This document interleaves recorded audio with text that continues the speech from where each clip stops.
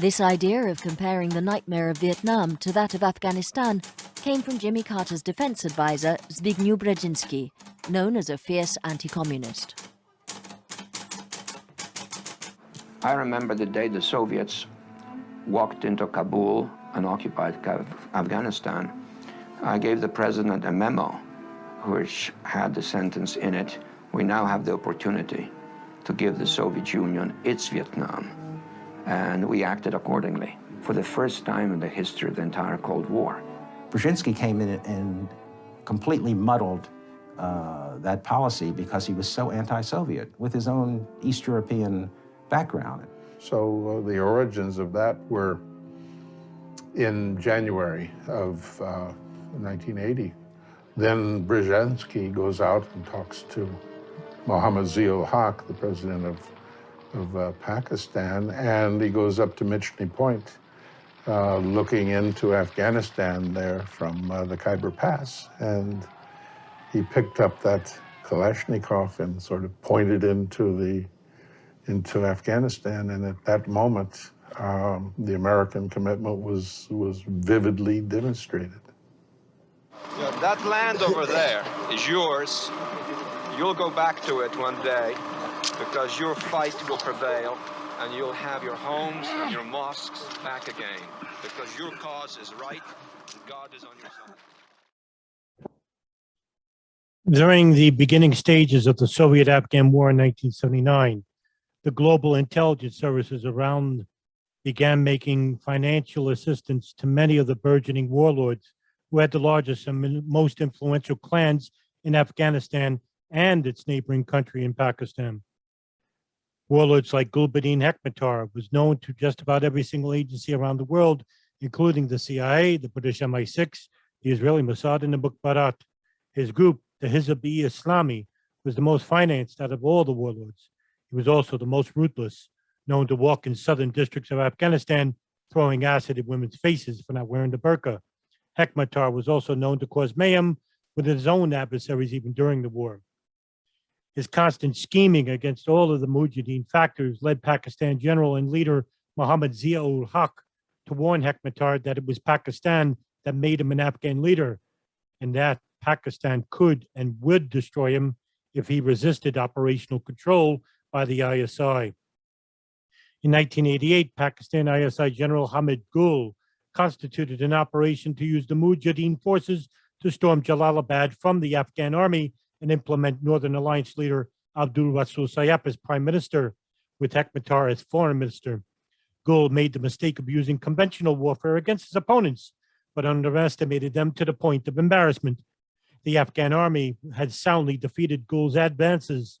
This battle proved that the Afghan army could fight without Soviet help and greatly increased the confidence of government supporters. This defeat would also cost the guerrilla armies led by Sayyaf and Hekmatyar, as many would oppose ranks and join the Afghan and Pakistan government entities.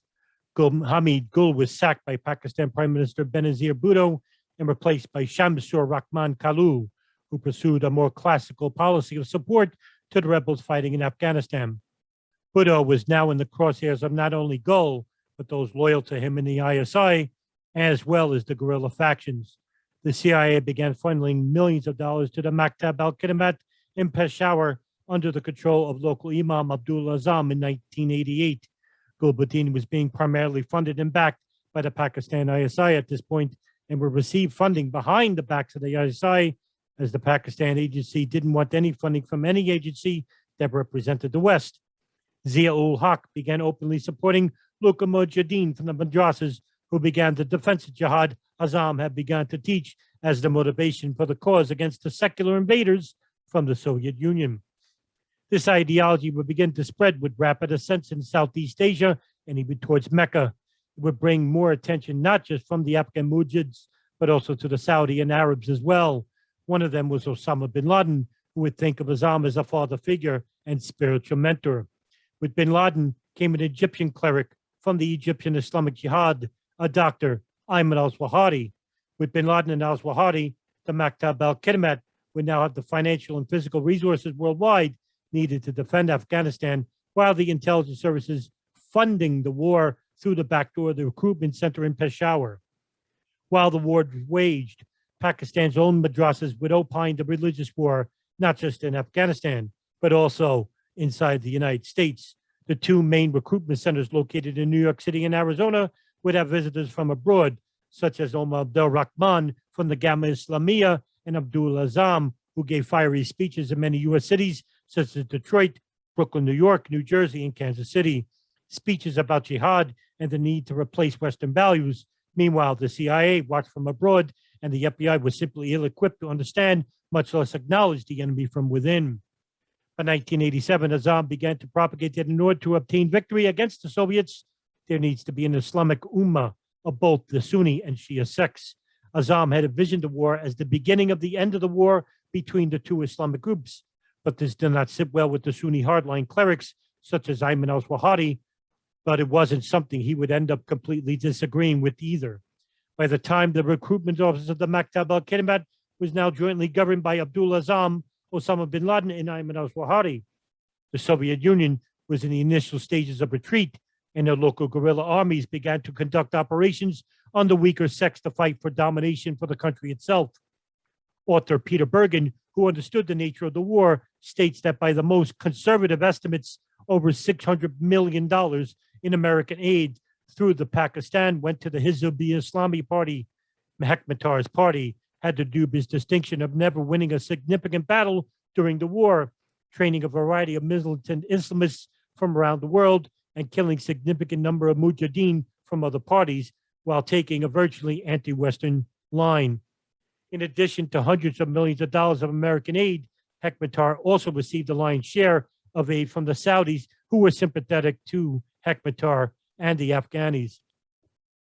The rift between Pakistan and Afghanistan would continue into the Civil War, a war between two factions, the Northern Alliance led by Ahmad Shah Massoud and the Taliban led by Muhammad Mullah Omar.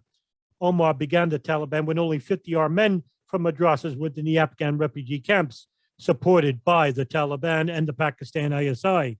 The idea was to bring Afghanistan to Islamic rule, a country governed by Sharia law, met by the dictations of Muhammad in the Quran, through the interpretation of Abdullah Azzam, Ayman al-Zawahiri, and the Taliban. The movement gained momentum through the year 1993 and quickly gathered recruits from the Islamic schools. By the end of 1994, 12,000 Taliban fighters would begin fighting against the Northern Alliance.